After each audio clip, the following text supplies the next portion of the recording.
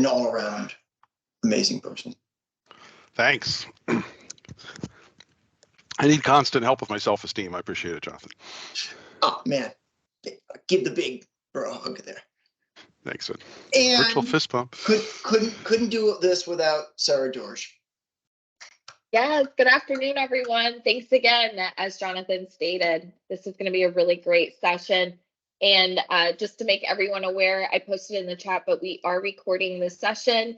The recording and also Nick's PowerPoint will be posted on the Health and Life Science blog. So please go ahead and save that as a favorite. We should be posting that later on this week.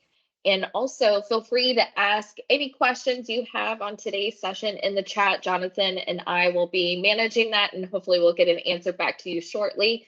And the last piece is just like any of our other sessions, we value your feedback. So at the end of the session, there will be a short survey. We would love to get your input, see what you thought of today's session, areas that we can improve on, and what you would like to see moving forward in any of our other summits that we'll be doing.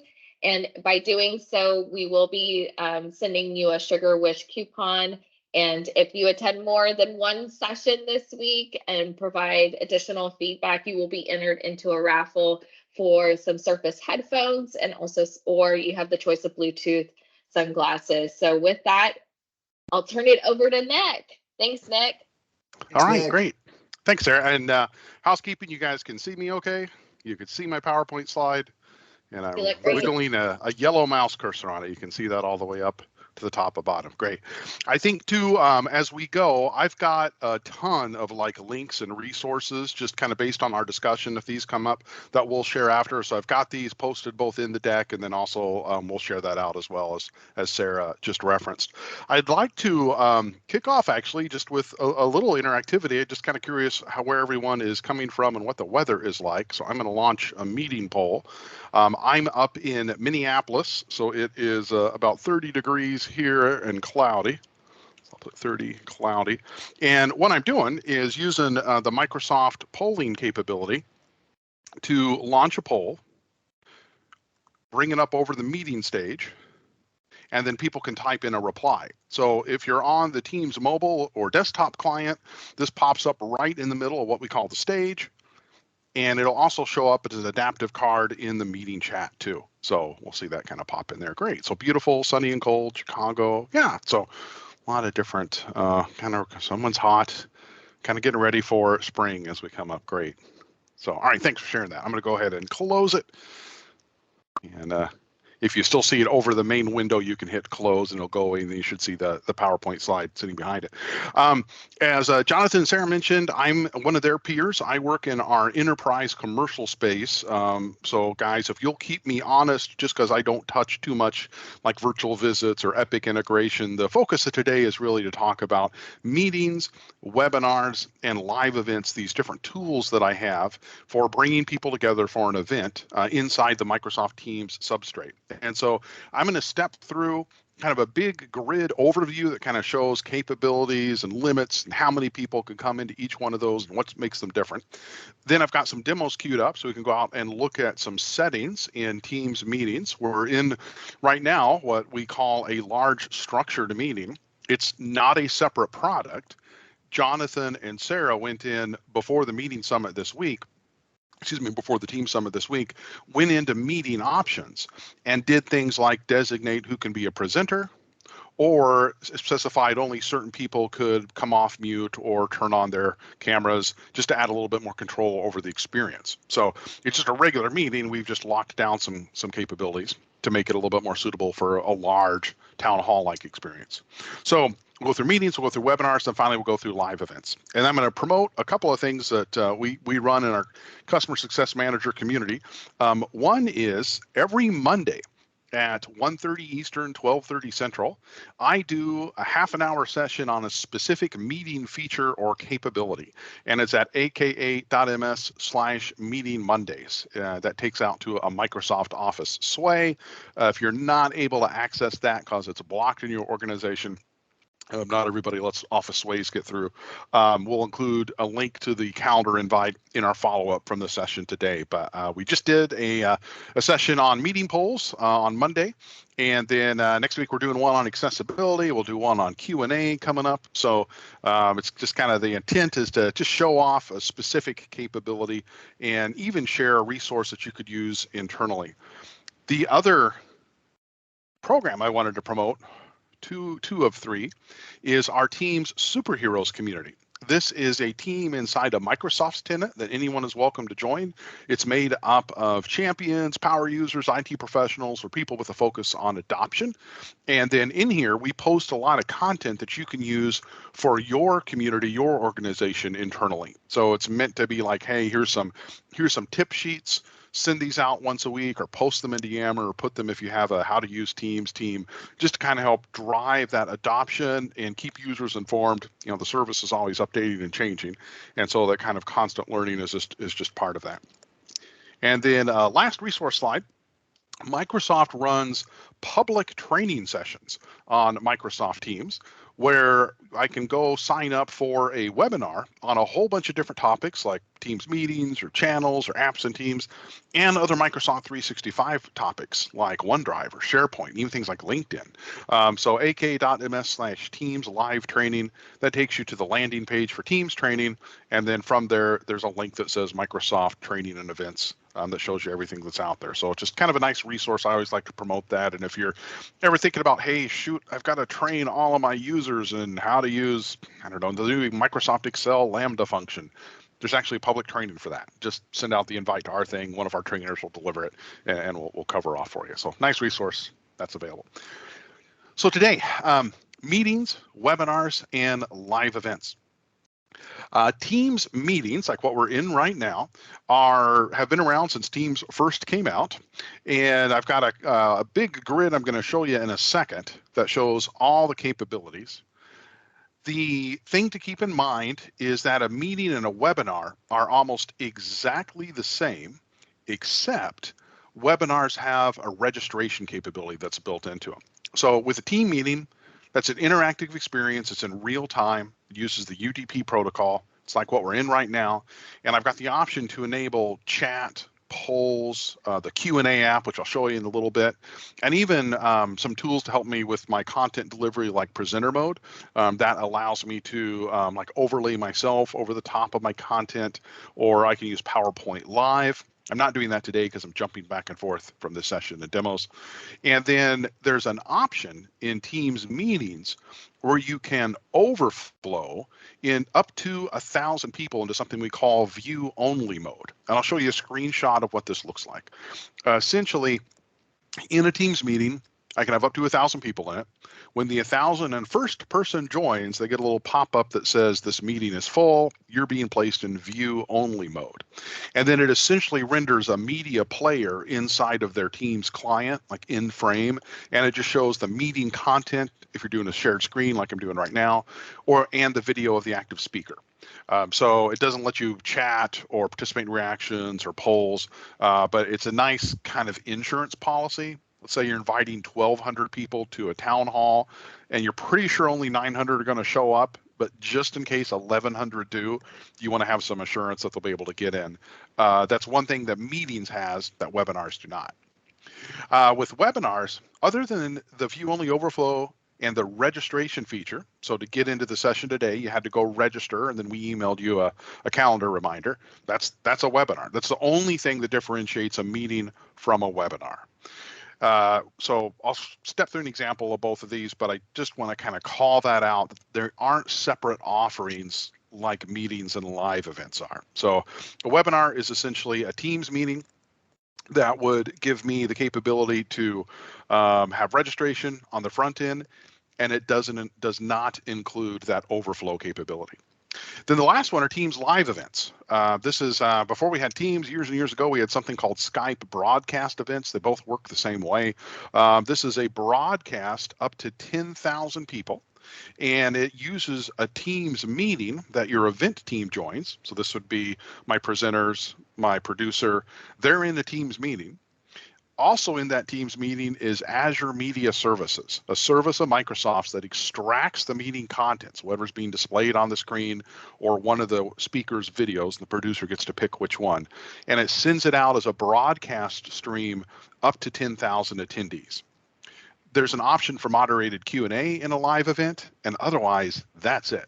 So it's really more of a one-way communication for very large all-hands public broadcast or town hall functions, and it has a slightly different user interface for the producer that I'll show you. So live events, they give me that kind of tool to go really big. And if I know I'm going to have more than 1,000 people, I usually do it as a live event.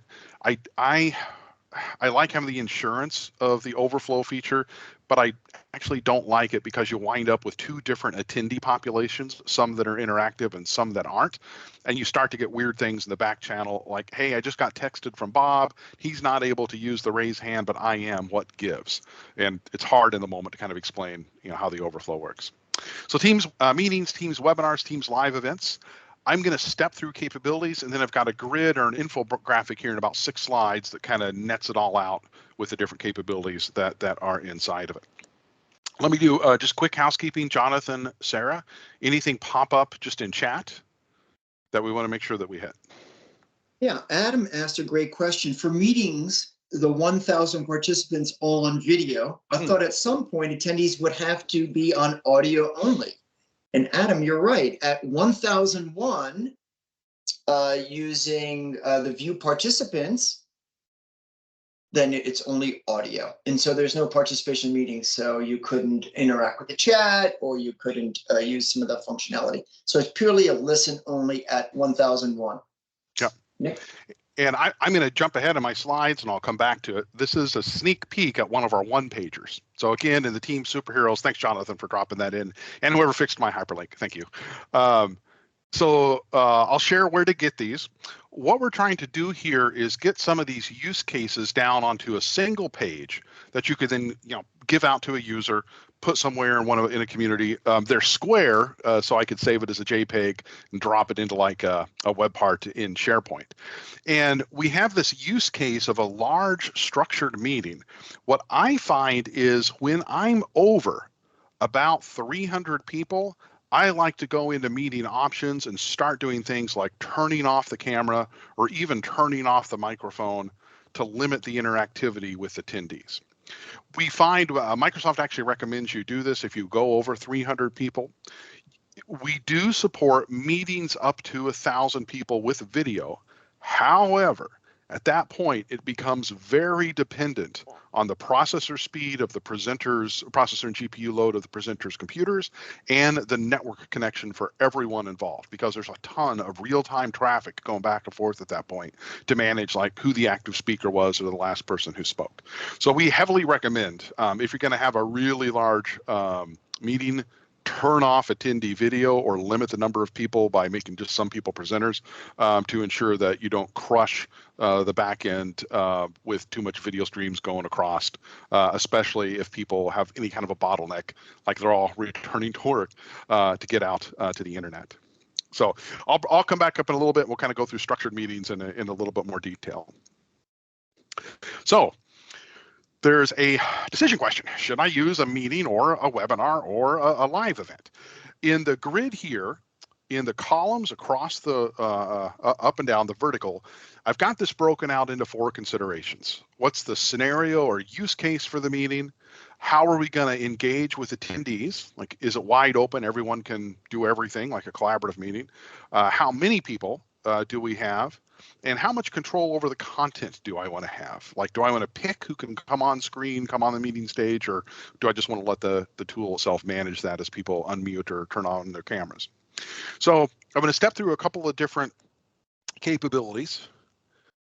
Let's see, as we think about our scenario, this is kind of from less formal to more formal. Our engagement, this is kind of more wide open toward more controlled, more and more people.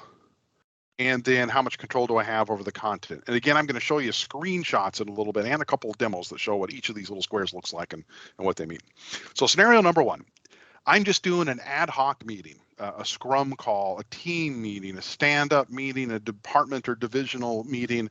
I've got, I find at about 30 people, I have to start being a little bit more managed, like having formal agendas or specifying presenters, but that kind of depends organization to organization and what your culture is.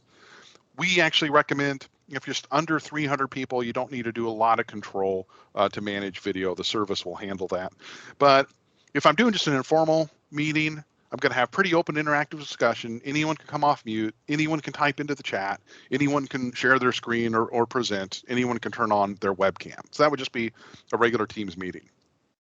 A structured meeting, like the little square I just showed you, the options that I referenced, if I'm doing something bigger, and I think of this as a Teams meeting up to about 1,000 people, somewhere between that 300 to 1,000 mark. The 1,000 is a hard guideline. This 30 and 300 is Nick's interpretation. This is kind of when I start to worry. The more people I have coming into the meeting, if I've got 100 or 200 or 300, the greater the likelihood is someone is going to join from their car or a coffee shop or a dog barking in the background. I just want more control over the experience. But when we think of like a town hall where I want to have some interactivity, maybe I want people to be able to go on chat or give a reaction or raise their hand, but maybe not come off mute, not turn on their video. It's kind of the setting we have right here. I'm going to go up to about 1,000 people, maybe a little bit of insurance with that overflow. I might even want to pick who can be a presenter. That would still be a Teams meeting in that case. So Microsoft is gradually adding capabilities to Teams meetings to close the gap between the use case of a collaborative meeting and a large live event broadcast. We won't be done for a couple of years. So live events are not going anywhere, but our eventual plan is that you'll have additional controls in Teams meetings, so we don't have two stacks to manage. And when you set up a meeting, you'll go into options and specify all these things that essentially turns it into a broadcast event. So there's no features coming out this summer that enables that. I just want to kind of share just our broad strategy is we eventually want to just do everything in Teams meetings and have a couple of controls that make meetings appear like live events for attendees, even using a media stream instead of real-time connectivity into the meeting for like a broadcast going out over the internet. Teams webinar, I kind of mentioned this earlier. The only real difference between the webinar is you don't get that overflow, and then there's a registration process. So when you schedule a webinar in the calendar in Teams, you're also presented with a link to create a registration page. You can customize that. Then you give attendees that link to that registration page. So to get here today, you got a link to the registration for the Teams Summit. You filled it out, and then we sent you back out a email confirmation with a calendar invite attached to it, dropped it onto your calendar.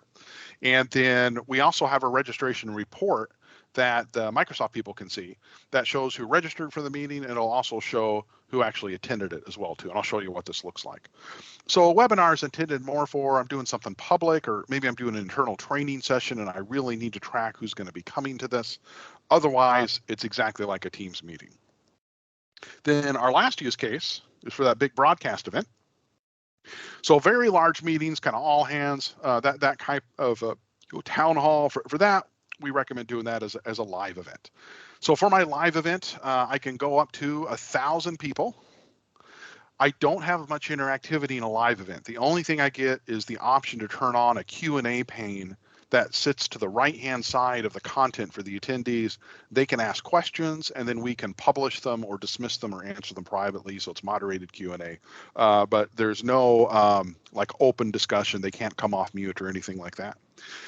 Live events go up to 10,000 people, and there's also now a special view that's available to a person who's assigned the producer role, and it lets them kind of pick what goes on screen. There's one other option, we won't touch on this too much today, but something called custom production, where I can use an external encoder to produce a live event. I'll show you a quick example of what one of these things looks like. And that's intended if you already have a production team or a studio environment inside your organization. they're probably using tools like an encoder. Maybe it's got a Blackmagic device, a TriCaster, a video PVR switch that they're used to using and been using for years. If you have a team of people that always dresses all in black and carries HDMI cables over their shoulder, they're going to want to use this custom production option. They're going to say, hey, we're going to use our existing corporate auditorium, our existing studio environment, and we're just going to push that into the live event, but we'll actually produce it all. Not using this Microsoft Teams client, but using our own gear. That's an option as well, too. So here's, now again, housekeeping. We're going to post all these slides, but here's the big infographic that kind of shows all of these. Let me take a quick screenshot. I'm going to drop this into the chat. And I want to kind of go through this a little bit more detail, then we'll pause and take a few more questions. So with my meetings up to 1,000 people, I mentioned that view-only overflow and live events have a 10,000 person limit. Through the end of June, we're actually raising this to 20,000 as part of our response to remote work and hybrid work and people being all over the place.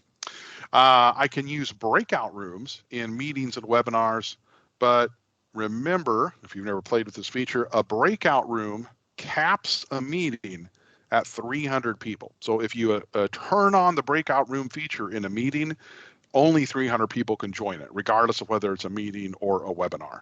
So that 301st person gets a warning that says the meeting's full, and there is no other way to get in. They're just turned away. Then for my Teams meetings, a meeting can last up to 30 hours. A live event will go up to 16 hours through the end of June. I can have up to 50 live events running at one time, an unlimited number of meetings. Live captions. So here in this meeting, if you go up to the control panel across the top, if you're on the desktop client, or in the middle, if you're on the a web client, or down on the bottom if you're on the mobile client, and click more, the 3 buttons, and click live captions. It'll turn on live closed captioning, and it'll actually show the words that I'm saying as I'm saying them, as Azure attempts to keep up with my fast talking. In a Teams meeting, you can select one spoken language. By default, it's English, and then it will then just show live captions for that language. So if I wanted to show Spanish live captions, I would have to go in and change the setting, and I would actually have to speak in Spanish for it to show up. In a live event, you can pick one spoken language, but because it's a broadcast, we're sending it up through Azure Media Services, we have a few seconds where we can actually do real-time translation, and you can pick up to 6 languages that appear in the closed captioning in a live event. So it just gives me a few more options for that. Then otherwise, remember, my meetings are the same as webinars. For my interactivity, so being able to mute people, it's an option, hands, reactions, the chat, the PowerPoint live, presenter mode for presentation. I've only got a couple of options for managing what the meeting looks like. I can go into a presenter and spotlight them, and that brings them a little bit bigger on the screen and prioritizes their video. Whereas with a live event, there's actually a view that a producer uses to switch back and forth between them. Okay, Jonathan, let me pause. I saw there's a question coming over. All right, I'm going to take the one from Jane. What languages are in the live events? And I think there are 6 right now, right? Yeah, there's up to 30 that. Okay. 30 that they get translated in, and 6 that you can speak in. Jane, I'll demo that. Let me go look at the setting in a second, and that'll tell us. Jonathan, can you make a note? Just remind me to show that when I set up the live event. I will. And there was another one from Adam Trout. He's asking about when setting up for a co-organizer or a host, when they let people from the lobby into the meeting, is it controlled by them only, or can, say, somebody who got let in let others in? Quick housekeeping: is co-organizer in the health tenants yet? Okay. Starting to roll out. Okay, let me show a picture of what we're talking about. Okay, so we have a new setting coming called co-organizer. When you schedule a meeting, you can go into the meeting options where I would turn on or off chat and things like that. And then there's a new button, choose co-organizer. You put down somebody else's name, and then they can come in and adjust these settings. So this has been a big gap until now. Like if I schedule a meeting and make Jonathan a presenter, but then I go on vacation and he wants to come in and change some meeting option, he can't. I had to actually do it. So a co-organizer can do everything in a meeting except adjust the date and time that the meeting actually happens. So Adam's question is, okay, so I'm going to set someone as a co-organizer like this person, Chad. And then if, like, what happens? Do they then get all the controls and I don't get any? Can they admit people and other people can't? The question is, they're added. They get the controls, but Adam, you keep them as well, too. So for you as a co-organizer or as the person who scheduled it, nothing goes away. You'll still see the meeting options. You'll still see the participant pane, the mute controls. You just now have one other person who has a little bit more privileges than a presenter who's been assigned to the co-organizer. You can have up to 16 people scheduled as a co-organizer, and right now in the initial rollout, they have to be in your tenant. So we cannot have external co-organizers yet. Sorry, Jonathan. I think just to further the conversation, he was asking about people who can bypass the lobby. So let's say, yes. Yeah, I get bypassed. You let me in. I'm a guest. Can I then let other people in, or can we just control who can let people in from the lobby into the meeting? Well, let me think through that really quick. So here, actually, I'm going to schedule a meeting. Sorry, I'm doing this off screen, but then just we have something. So I'm going to create a meeting called test. Dan, okay, what time is, okay, we made it 27 minutes into the thing before we got stumped. So that's not too bad.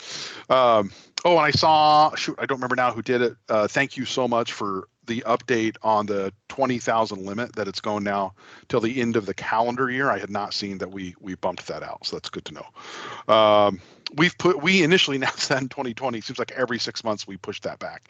But it's sometimes hard to keep up with updates. I've decided in my next career, I'm going to be a Latin teacher, some body of knowledge, that just never changes at all. So, okay, so I just scheduled a meeting called test. Yeah, I got Very that. creative. Jonathan, you'll see that coming over in a I got it. I'm ready to go. Okay, so let's do this. So I'm going to make Jonathan one of my co-organizers.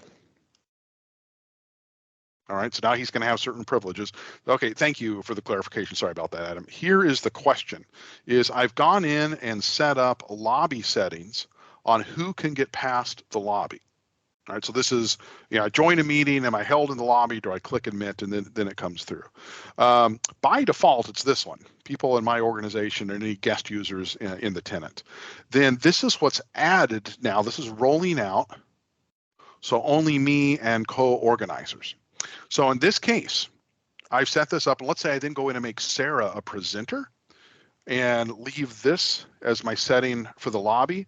Jonathan and I would get into the meeting. Sarah would wait in the lobby as a presenter, and all the other attendees would wait in the lobby as well too. And then I could admit them all at once. So if I make someone a co-organizer and then make this setting only me and co-organizers can pass the lobby, then they could get in. A presenter or a co-organizer can admit other people. So that is a privilege that those two roles have. So if you've set this all up, but I let Sarah in and she is super nice and she is the presenter and she's like, let's just let everybody in right now and hits admit all, she could still do that as the presenter. So I couldn't control that down. Okay, so we could did I answer that somewhere, Adam? Yeah, Adam, give us a thumbs up if we've gotten there. And let's say Sarah, you let Sarah into from the lobby. She's a guest into the meeting. Can she then let other people who are waiting in the lobby, or can we restrict that? Only if she's a presenter or a co-organizer. Gotcha. Perfect. That's exactly what I wanted to hear. Thank you. Gosh, that was the 5-word answer. It took me 80 words to get to it. So. Then Nicholas had a great one. Is there a way to automate co-organizer based on a delegate relationship in Outlook? Oh, great question. No. No. Yeah. Sorry. Not yet. I have not seen that on the roadmap. I'll look after today and add it as a request and tag it as coming out of a 150-person event. But nope, right now today, there's no relationship here at all with like Office 365 groups or anything else in Azure Active Directory. You just have to put in an actual human's name there to make them a co-organizer. All right, I'm going to come back to this page in a minute and just talk through a couple of additional settings. But let me jump back to, so I'm going to go all the way back to my great big grid. Jonathan, Sarah, anything else come up on this? Joel did ask, can a organizer adjust meeting options before the meeting? And I said, yes, you can. Yes. Yep, they can. Yep. So And actually on the fly as well, right? You could yeah, you could make changes right now. let's look at it. So let's unmute everybody. No, I'm joking. well, we can. Then we'll quickly mute it again. So you here's notice that I've made Nick a co-organizer of the meeting that I set up. Okay, so we can go into this one. That's fine. Yeah. Oh, here I'll do both.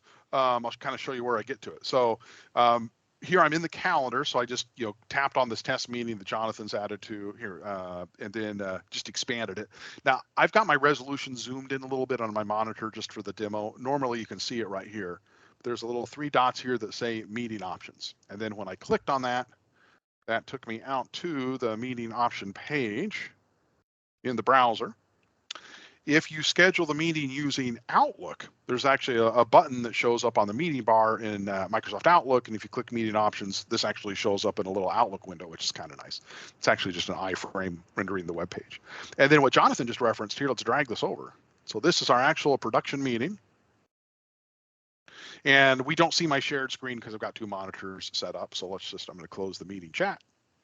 Now I'm a co-organizer. So if I click more and go into meeting options, these are the same options we just saw over in the web page, and I can bring them up in frame in the meeting.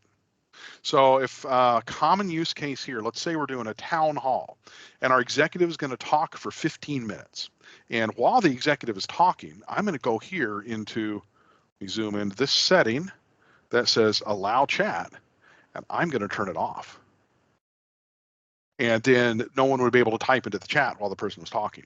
And then when we get to minute 20, I'll come back into here, go ahead and turn it on and hit save.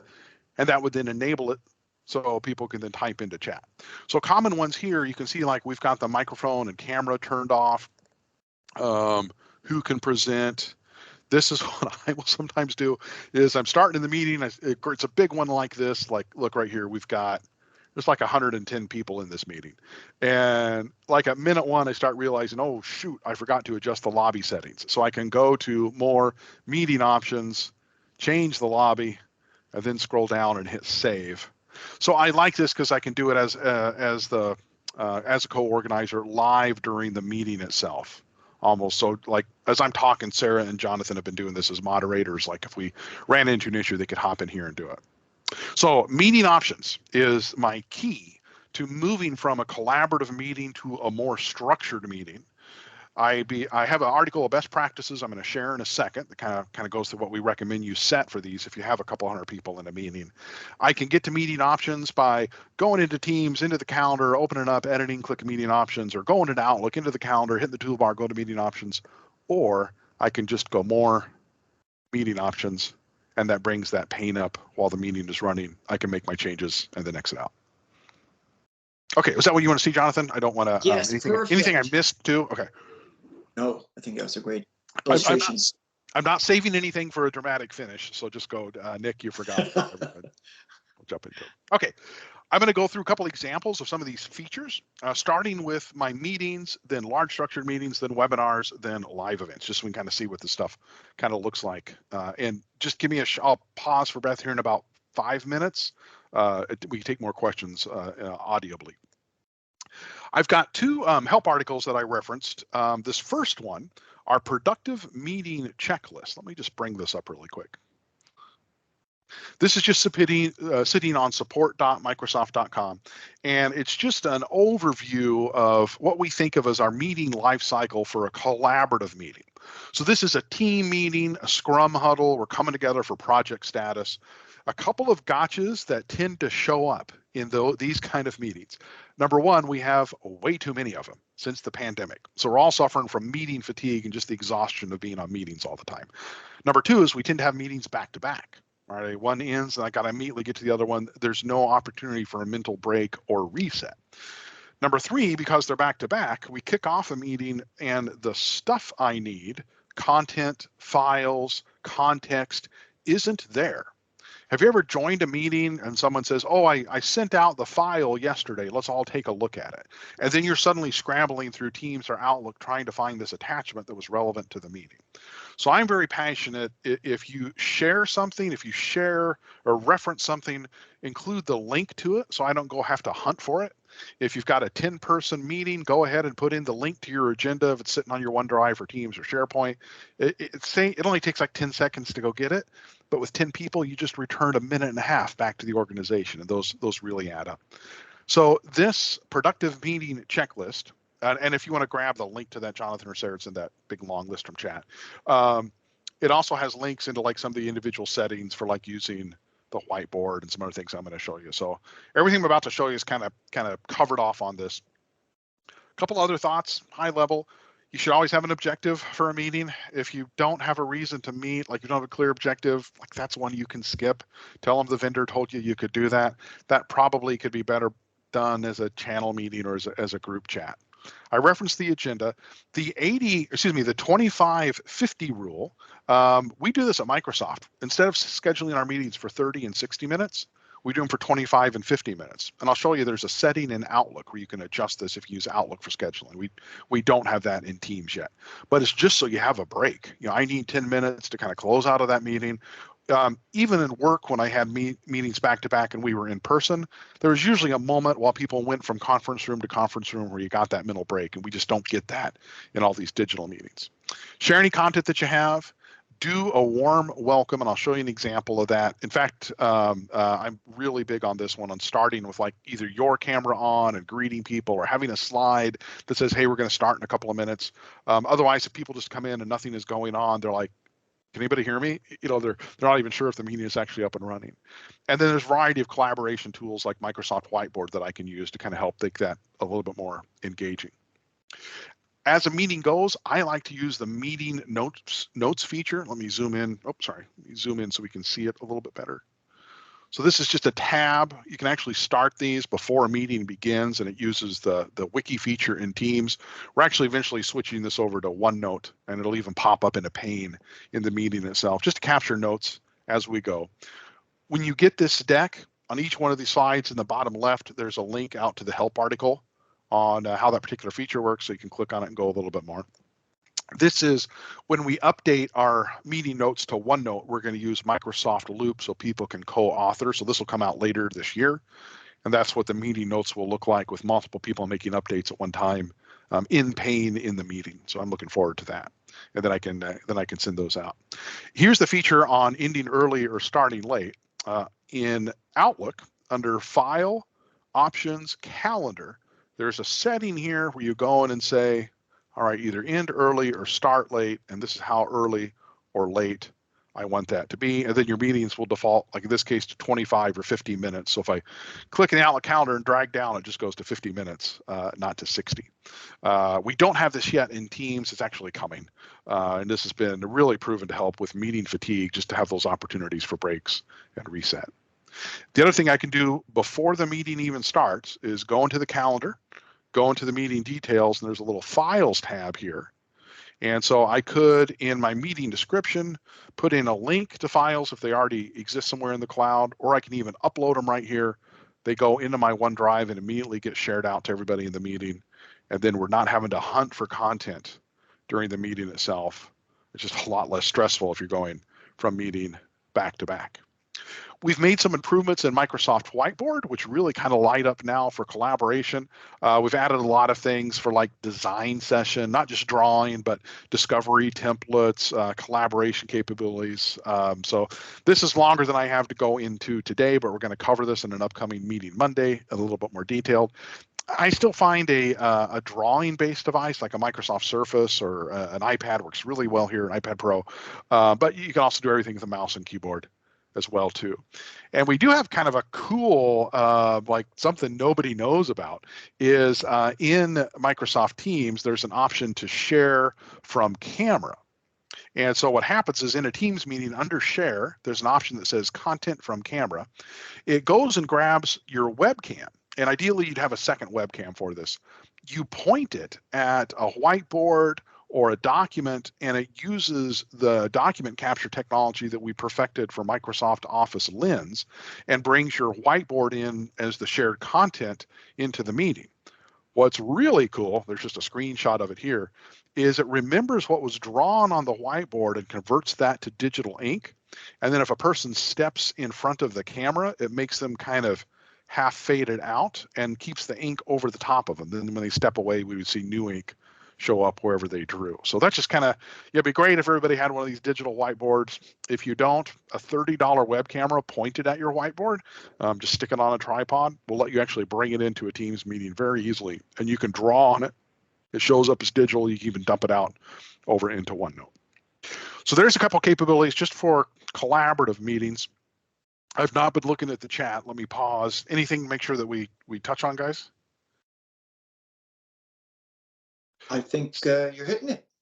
Let's see. Brendan, the OneNote is going to go somewhere in your OneDrive, and I don't know what folder yet. But it'll be the organizer will own the meeting artifact, unless it's a channel meeting, in which case the OneNote would go into files and SharePoint underneath the Teams group. That's correct. Okay. Yeah, thanks.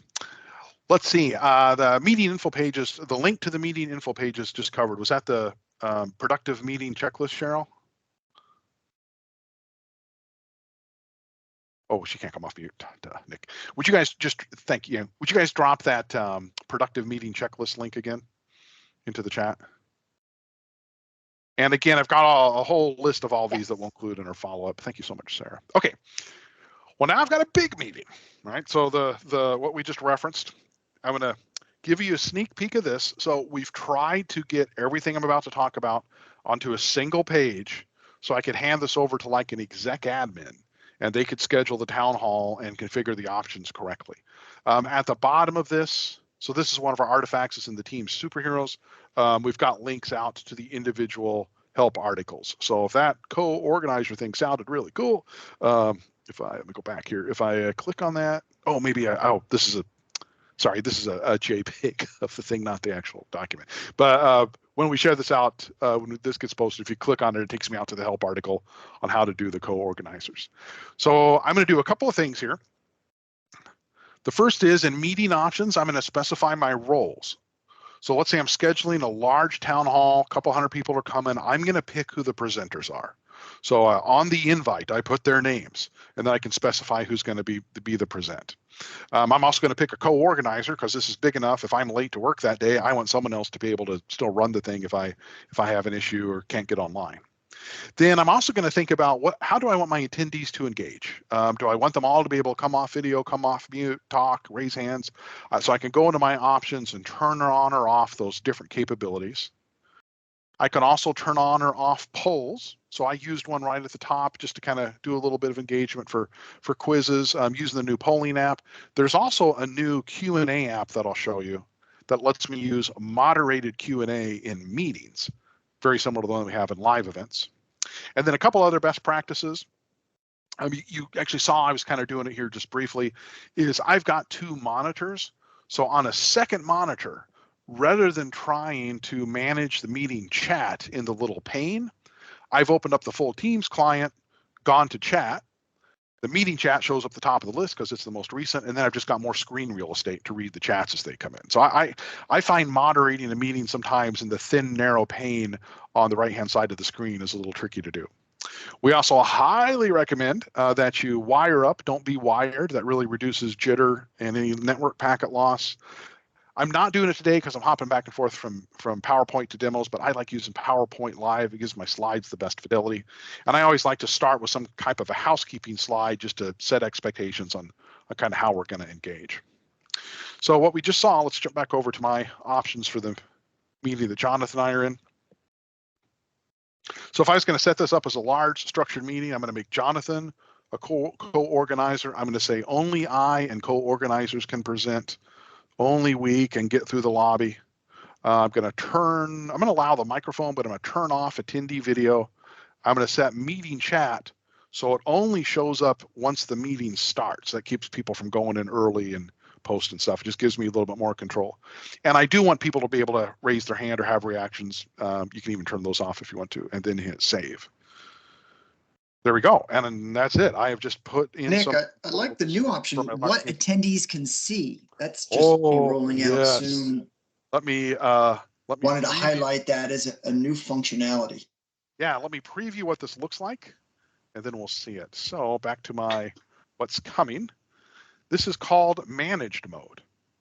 And so today, if I've got multiple presenters in a meeting, the only way I can kind of pick who shows up on the screen is by spotlighting a presenter. And then it says, okay, I've got 5 videos turned on. I want to spotlight Nick. It makes his video bigger than everybody else's, but we still see the other people. So if Jonathan forgets, he starts, drinking coffee or something, we still see him doing it. What managed mode does, I've got a animation of what this looks like, is I go to that speaker's thumbnail and click bring on screen.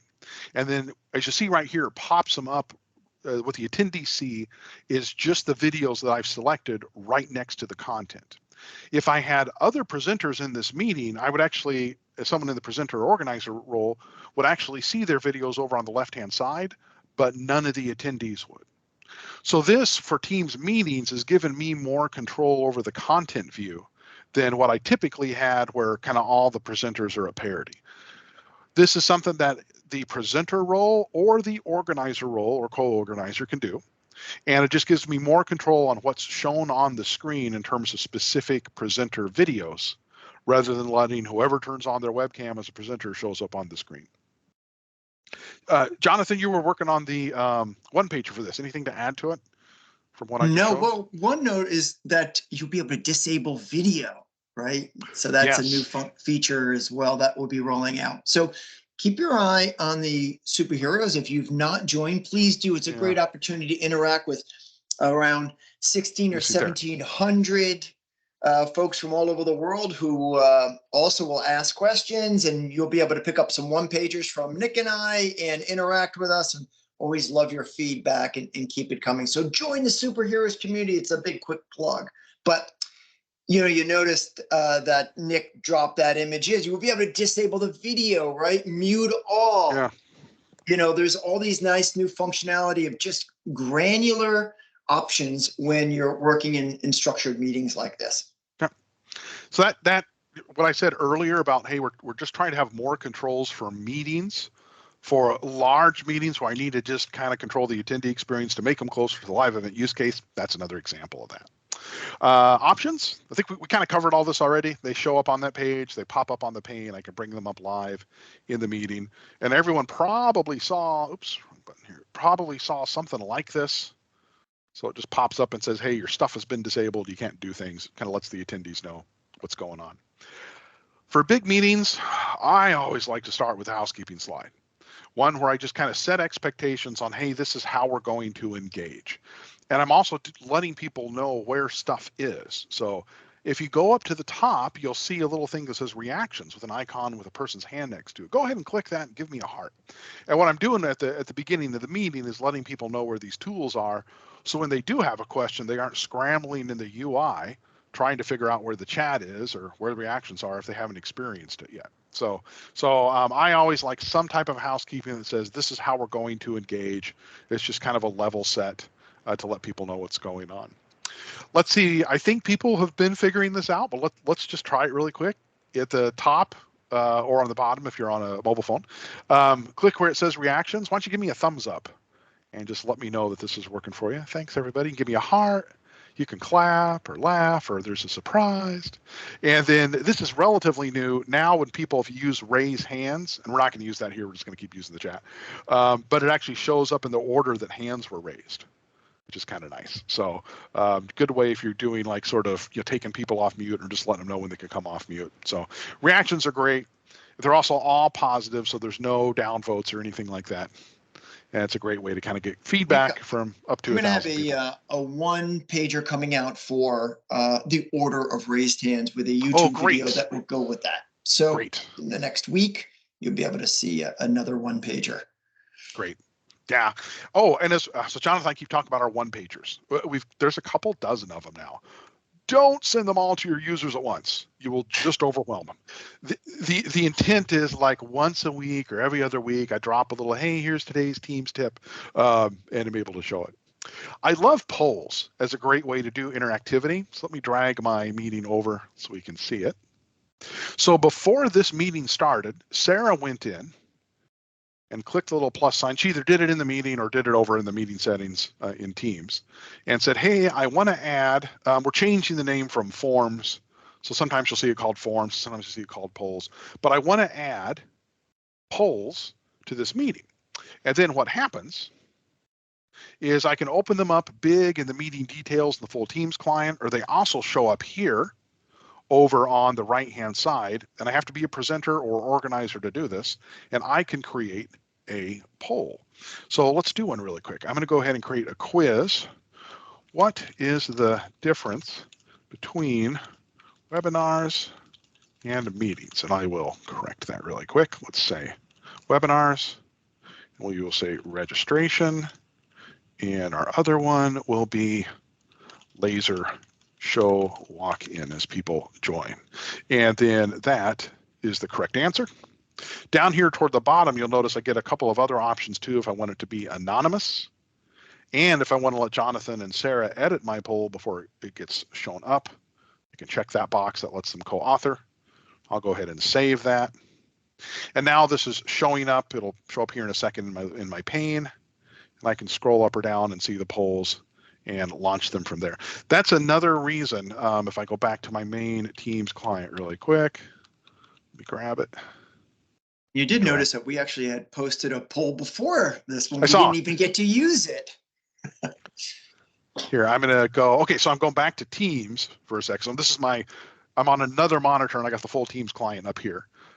There's our event. I'm going to click the little expand sign to open up full page. And so now if I click here and see polls, this is the exact same polls, same questions that I had a second ago, except now notice I just got a lot more screen real estate to see them. So I think this is a lot easier to navigate than this and scrolling up and down in this list. And that's also why I said the same thing for the chat. If you're a moderator, go ahead and open up the meeting chat in the full Teams client. It just makes it, I think it's just a lot easier to read. Than trying to keep track of, a stream of questions that's going up and down here. And pop out. Yeah, I can also. Can I pop out a meeting chat yet? I don't think I can. Can I? I don't. And I'm not. I moved out of dog. I went one ring back, so I'm in dog food, but not the most recent. Yeah, a dog food should have pop out. Okay. Yeah. So that'll let me do a pop out and actually open up the chat in a whole separate window. So here, let's launch this poll. We'll see a slightly different one now. Let's see. Oh, what happened there? You didn't edit it, did you? No. I might have, I think because I'm jumping back and forth between my settings. So kind of recommend you pick one or another. Let me hit this one more time. Otherwise, I might have goofed up a setting in my co-authoring. No, that's good. Okay. So that will pop up. And then you can answer the question.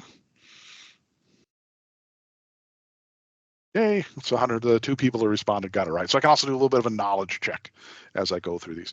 These polls now show up underneath forms.office.com, and you can even download the answers with the information, like it's the Microsoft Forms engine is what drives that. So polling attendees in my bigger meeting, that I find that's a lot better than like asking everyone to come off mute or even drop it into the chat.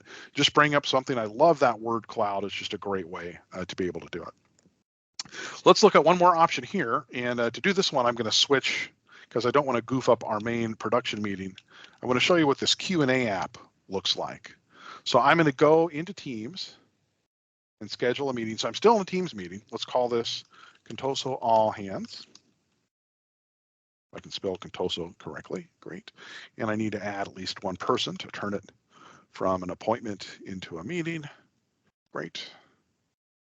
Go back into it. So we've gotten this question a lot. Great, Microsoft, I can have 1,000 people in a meeting. I want them to be able to interact a little bit, but I don't want it to be the Wild West of unstructured questions and all kinds of stuff. I still want to have some control over that. So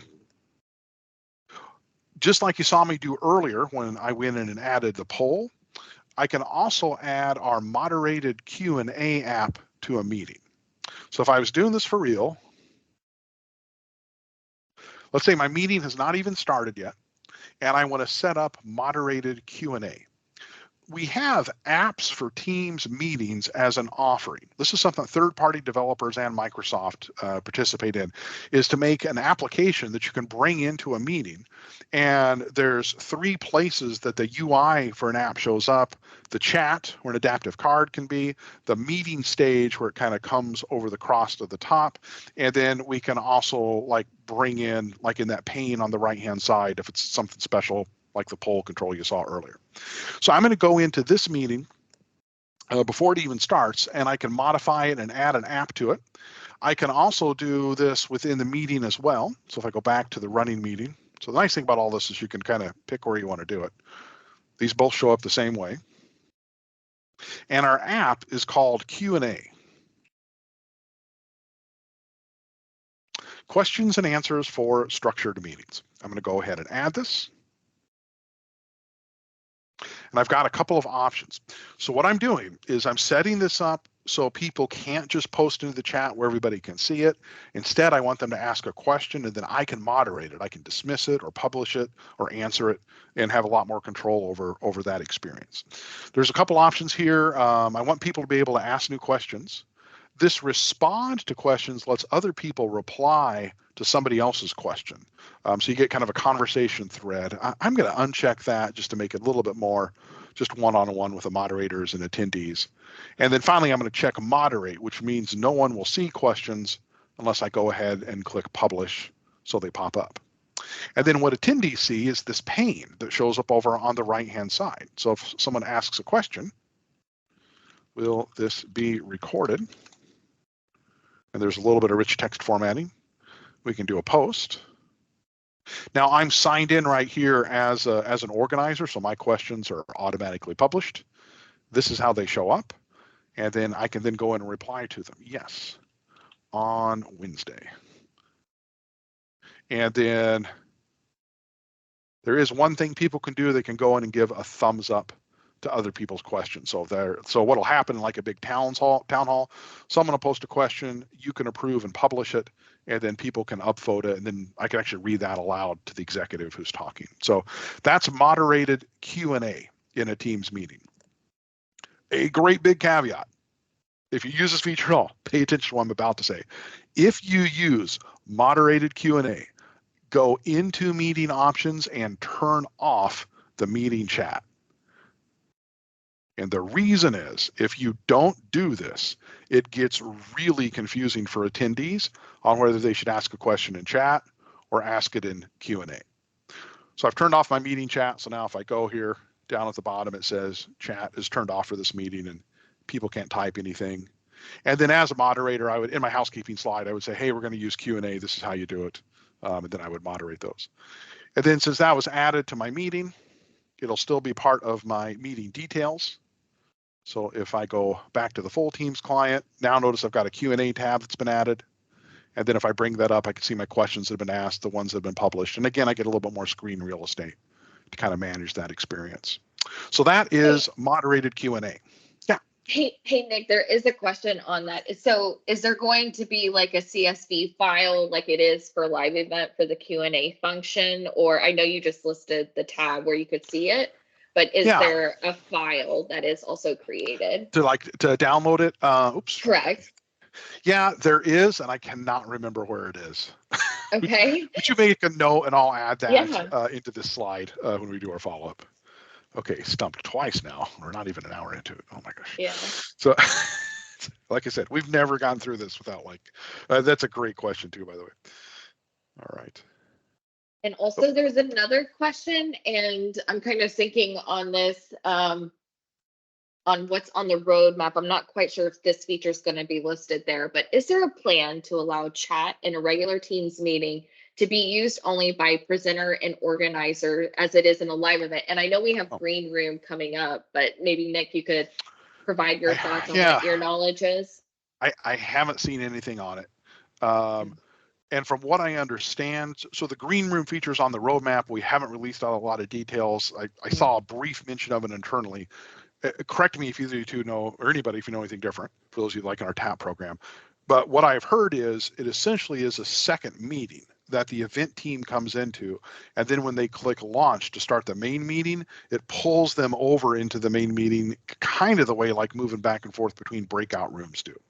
So I think you do have a separate chat while you're in the green room, but once you join the main meeting, I think it's just the regular chat, I think. So Sarah, sorry to air John either, if you'll make a note of that, let's research that too, and we'll add it in our follow-up when we post. Yeah, so guys, I'm under this same impression too, that I think it's coming, but we can't say it on this call. But let us find out, and we'll get back to you. Yeah, good questions, Brian. We may just not know yet. So the standard vendor response, it's coming, right? So I've been at Microsoft for a long time, and we're always like one release away from Nirvana. Right? Like, this quarter, it's all coming out. It's going to fix it. Okay, I talked about Spotlight a little bit to bring someone onto the stage. Presenter mode in a meeting. This is not in live events, but it is in meetings and webinars. This is a wonderful feature. It lets me take myself and just kind of put myself over the top of my content when I'm presenting. So you don't have to use like a third-party tool to do it.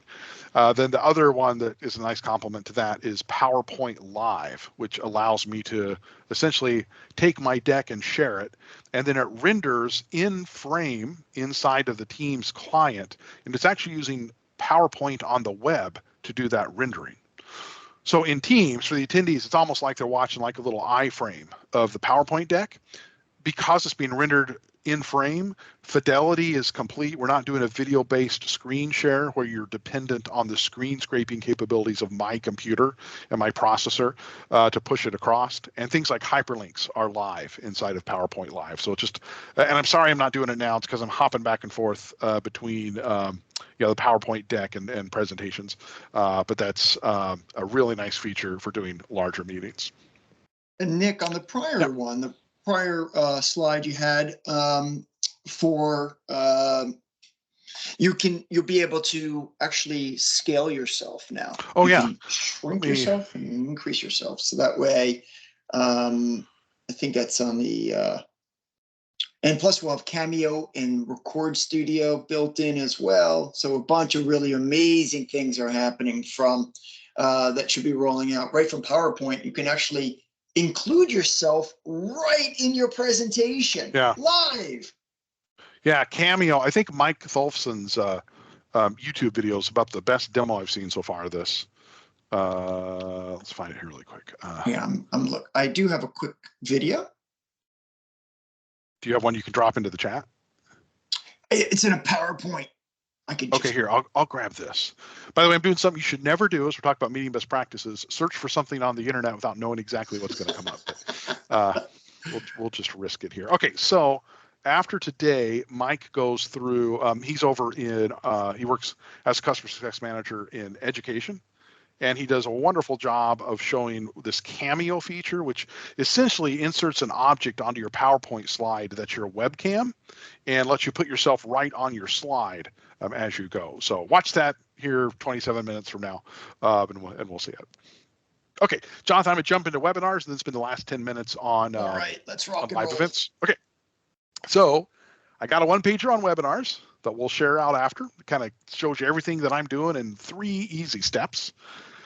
Remember, the biggest difference between a meeting and a webinar is that a webinar just has registration and a couple options set. The way I do this is I go on my calendar and click new meeting, and then I just pick webinar. It looks like a meeting when I schedule it. There will be a link in the meeting details out to a registration page, and I can click on that, then go customize it. And then finally, as people sign up, I get a registration report. So it'll show me a little tab at the top that says registration, another one for attendance, and then it'll show me the names of people that have gone in and registered for my webinar. So let's see what this looks like. Let me jump back out to my demo. Close my Contoso All Hands. So I'm going to say new meeting, webinar, and we're going to call this Contoso Marketing Event. Oops, I spelled that wrong. Notice as I'm typing, it's giving me a little highlight up toward the top. And it's saying, want your attendees to register for this webinar? You've got to send them the link to the registration form. What I'm going to do here, so I'm scheduling the webinar, and this is going to be the Teams meeting that drives the webinar. Here is where I add my event team. So Nestor is going to be one of my speakers. Megan is going to be one of my speakers. but I do not put my attendees here. I'm going to send them the link to register. I'm not going to add them to the meeting invite.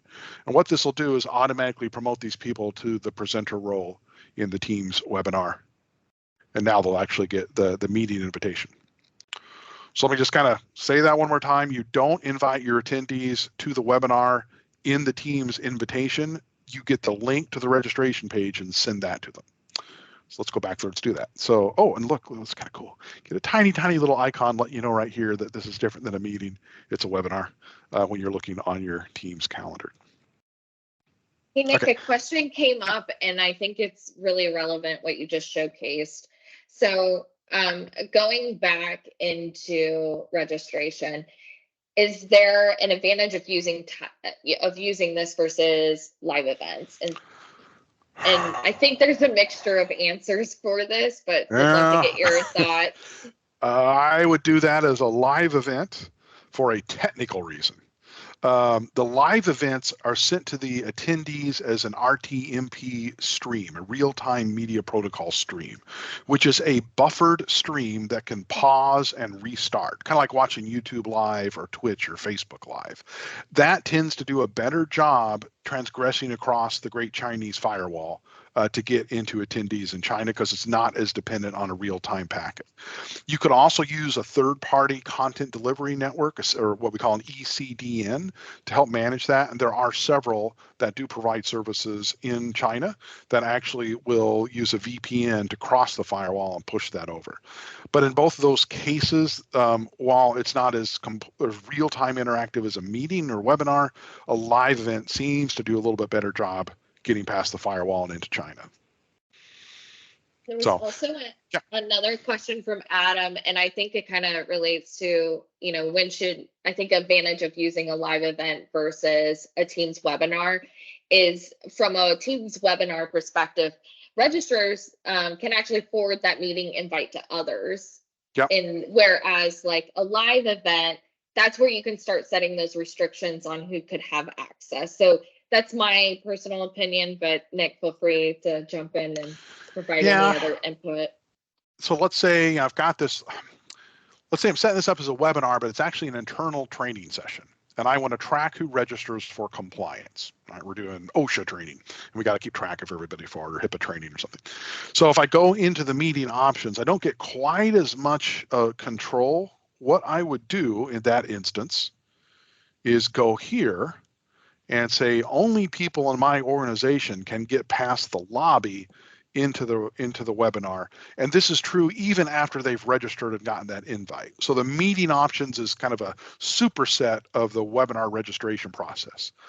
The webinar registration process is really just sending you the join link as a calendar invitation. But then once you join the meeting, options come in over the top of it, and you join with whatever we set up here, things off. So what Sarah just references, in a Teams live event, you can go in and say this can only be viewed by people in my organization, and it completely prevents them from getting through. They have to authenticate with Azure Active Directory to get in. I can do something similar in the webinar, but I've got to manually come in here and turn this on. And then I would still get those little beeps that people are in the lobby, and I would need to either manually dismiss them or manually admit them. I'd be like, oh, there's Jonathan, he's a new hire, and I see him joining with his @CompuServe email. We'll still let him in. But that's why that's that kind of a little bit more control is another reason why I might do that as a live event. So I've got my webinar. Notice it still looks like a meeting. I'm going to click here where it says customize registration form. And this is my registration page, so I can go in and edit it. If I've got like a graphic image, I don't know if I do in my demo computer. Let me look really quick. I can't remember if I preloaded one. I don't think I did. Okay, so if I had like a cool banner, I could grab that and load it. I'll just cancel out right now. This is going to be the public details. So Contoso moving forward. The description and start time I put here don't have to match the meeting invite. So a lot of times I might actually set my meeting invite for just a little bit before the webinar starts, just to encourage my event team to get on a little bit early. And so we could get into our sound checks and things like that. One gotcha here right now. There's a limit. You can only pick hour and half-hour time, so you can't start a webinar in the forum here at like 3:15, which is kind of a bummer. We're working on fixing that. I also put in my speaker, so I can put in who my speakers are going to be. And then a bio. Sarah, I'm going to pretend you're in Minnesota, so I'll put in some Swedish text. And then finally, sorry, I think that's funny. I have to capture this information, first, last name, and email, so we can send them the invitation. But then I can also add custom questions. So we've got a couple queued up that you can pick from, like what's your organization? And then let's add one more. Let's put in a choice. And I can put in, tell me about your org. And then I could put in, I am a provider, payer, other, education. Oops, I can't type, everybody's watching me, but get the idea. So I can go in and add different options. Then up toward the top, there's a little preview. So if I click where it says view in browser, it shows me what the webinar registration page looks like and how we would fill it out, what the attendees are going to see. So that I forgot to save it, which is why we didn't see my extra question. Let me go back one. So that's what the registration form looks like. That's what everyone filled out to get here. And then finally, once I run the registration and see it, here I'm going to bring my main Teams window back over so everyone can see it really quick. Give me a second. I'll show you a webinar that I did last week, and just kind of what that looks like for me. Let me see. Where did I put Teams? I have too many windows open now on my computer. There it is. Last week, I did a webinar on the 21st. I had about 100 people attend it. So if I jump here to Thursday, the 21st, that's my event. Edit. And then if I go, so there's my downloadable attendance. That's who actually came to the meeting. There's my registration. That's who registered. So this is going to be a subset of that. That's who said they would come, and that's who actually showed up.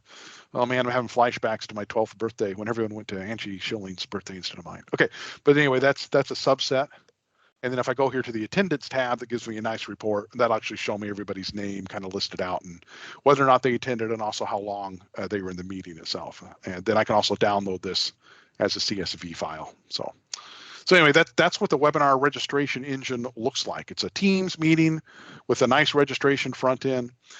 A couple limitations with our webinars. They're still a little bit 1.0. Number one, you cannot save the registration template, the registration page as a template and reuse it. You have to make a new registration page for every webinar. Number two, attendees cannot register for a series of webinars. So if you wanted to do like a weekly webinar, you would have to set up multiple webinars, one for each week, and people have to register for each one. It's a little egregious. Number three, the webinar, the information for it is stored in the organizer's Exchange Online mailbox. I can make a co-organizer of a webinar, but only the organizer can edit the registration page. So I wanted to share all those. What I tell my customers is if you already have a webinar engine in place today that like your marketing team is using, definitely take a look at ours, but you may not yet want to swap them out until we get a few more automatic things in place. So we're working right now using our APIs and some third parties like Eventify or go to Virtual Conference or Cvent. They actually have engines that will go in and let you do some of this stuff at scale programmatically, but out of the box you can't. And so the only reason I kind of share that is if I was like the person scheduling weekly webinars and suddenly I have to do it in Teams, got to do them all manually, I would just want to set expectations for that. It's not bad. It's a great experience. It's a good idea to consolidate your IT portfolio. But for kind of marketing like at Microsoft, we use a third-party engine to schedule all of our webinars when we're doing them at scale, just so we don't have a lot of individuals going in and doing that. So otherwise, the webinar feature is just great. We have a one-pager on how to set those up, and so we'll include that in our follow-up as well. All right, I think I'm going to finish with live events. Everybody ready for me to keep going? And Jonathan, Sarah, I decided against taking a break. So I talked to earlier this morning. I'm like, should we take a break halfway through? And Sarah's like, well, you could just end early. And I'm like, you know what? I better stop. I'm going to talk so fast. I have so much to share. We'll just kind of keep going. So if you do need to step away for a second and stretch, please do, and then come back and join us. So remember my great big grid, it's farther up in the chat from earlier of my meetings and webinars. Webinars are just meetings. Live events are something completely different. What's happening in a live event is I've got a Teams meeting that my presenter and my producer are a member of. Then we're taking the content from that meeting, the actual media stream, the audio and video that are muxed together and turned into network packets. We take that content, take it up to Azure Media Services, a backend service that Microsoft uses. Azure Media Service is what we use for like Xbox Live or the NFL or the Olympics and our partnerships with them. So it's a very mature, it's about a 12-year-old content delivery service. We send those media streams out down to attendees. If you've enabled real-time closed captioning translation, we'll actually run them through Azure Cognitive Services and drop captioning into that stream. And then it comes down onto the attendees' devices and it renders that media stream in a player inside of their Teams client. That takes about 20 seconds from the time I talk as a presenter until the attendee hears me. So it's not quite real time. And the only interactivity I can have with the attendees is enabling a moderated Q&A. So there's no chat. Attendees cannot come off mute. You cannot promote an attendee to a presenter. There's no reactions, but there is a Q&A. So they're really meant to be like a town hall. I could run them in the Teams client. You can also, inside your organization, host a live event on a page inside of a Yammer community or on a page in Microsoft Stream. The reason I would do a Yammer community is if I've got already a community in place and I want to make the live event like it's a town hall, I want to make it part of the community motion. Maybe we're going to have the conversation continue before and after in Yammer. The reason I would host it in Stream is we get an embed code and I can drop the live event player onto another SharePoint page. So like you probably have somewhere a corporate communications person who's really passionate about their intranet and branding, and they're like, yes, we have to host it here on the employee portal. So using the Stream live event, this is just where this thing shows up. Do I watch it in the Teams client, watch it in Yammer, or watch it in Stream? This is what it looks like in Teams. That's the one I'm going to focus on. So this is the attendee view of a live event. Here, the attendee is actually switching the language in closed captioning. So our speaker is talking in English.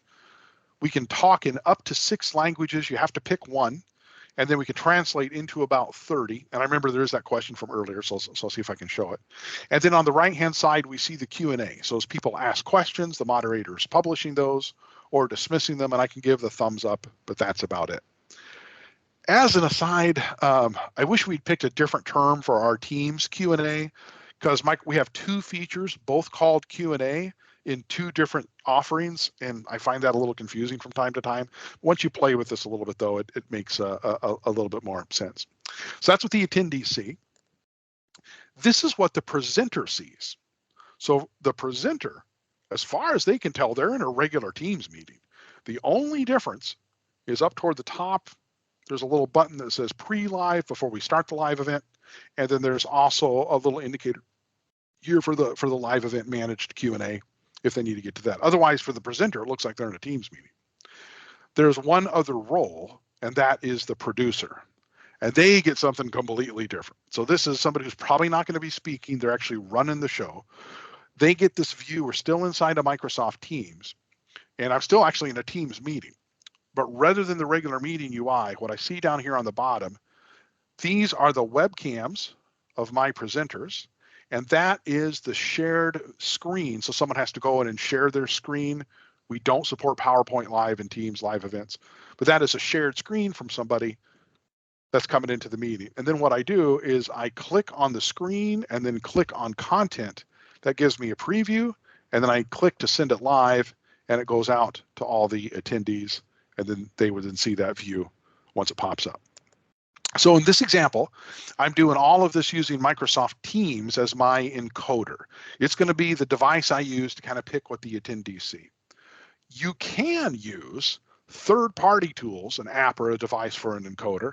The most popular one is one called OBS Studio. You can Bing or Google it. If you're going to Google something, Google it with Bing.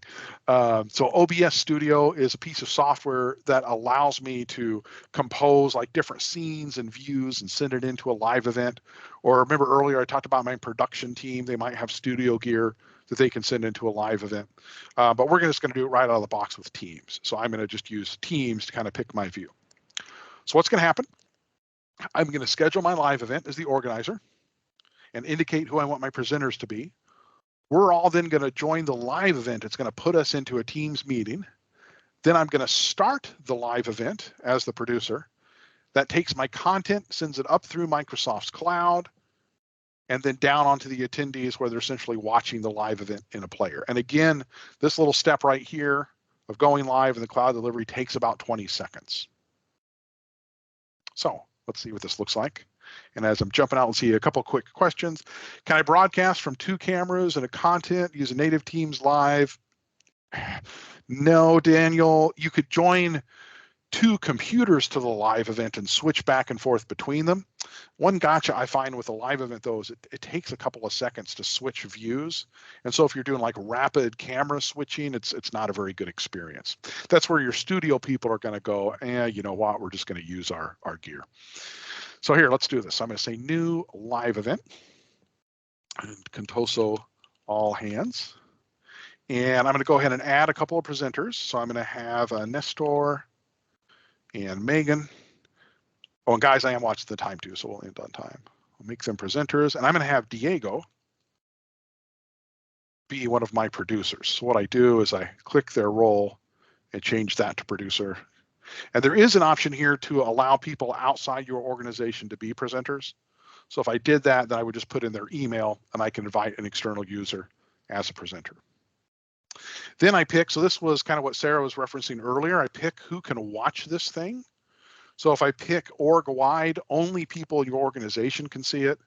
People and groups lets me pick specific distribution lists for groups. This case, I want to make it public. Anybody can see the thing. That's just for the demo. And then I want to do Q&A, and I want to do my languages. So let's answer that question that popped up earlier. So I can speak in English, German, Spanish, French, Hindi, Italian, Japanese, Korean, Dutch, Portuguese, Russian, Swedish, or Chinese. That was about 12. So we've expanded that, Jonathan. Yeah, that used to just be like 3, like English, German, and Spanish, I think. And then I can translate. There's about 30 here. So let's pick a couple of these. So let's pick Chinese simplified, Hebrew, Greek. We have to do Klingon. Kapla. And then let's do Swedish. All right. And so this will be an option, kind of like picking the closed caption in YouTube. I can switch back and forth between my languages. Let's go ahead and schedule that. Great. And then it warns me, says, okay, you got to get this link out to your attendees before you do anything else. So you don't want to invite your attendees to the live event. Instead, you just want to copy the link. And then we're going to email this to them, post it in Yammer, send it in the company newsletter, however it is you would normally do this. I also like to take that link, let's look at it really quick, and use a URL forwarding service. So that is a tool like Owly or Rebrandly, where you put in a link like this, a big machine-generated one, and you make it something like, bit.ly, it's popular on Twitter, bit.ly/nixmeeting. And then if someone types that in, it just takes them to this long link. You can see we did that today. We have an internal service called aka.ms that works the same way. You'll see Microsoft reps use that all the time. The reason I do that is if I have a friendly link, bit.ly/event of Nix, and something gets all messed up in my live event, I can go create a new live event, get the new link to that event for the attendees, and just update my friendly URL, and I don't have to be frantically emailing people saying, sign in here, not there, if something changes at the last minute. So let's go out to our browser. I'm gonna just join this live event as an anonymous attendee on the web. So we'll see what the attendees, this is the attendee experience, looks like for this thing. So the nice thing about this, they don't have to have Teams installed. They can still participate in Q&A. There we go. So I'm in the browser in Edge.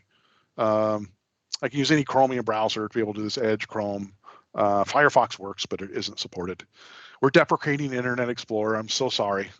It was the #1 browser for downloading other browsers for 15 years, but it is now gone. Okay, so that's my attendee. Let's go back and see what our producer sees. We're going to go back to Teams. Here we go and join as a producer.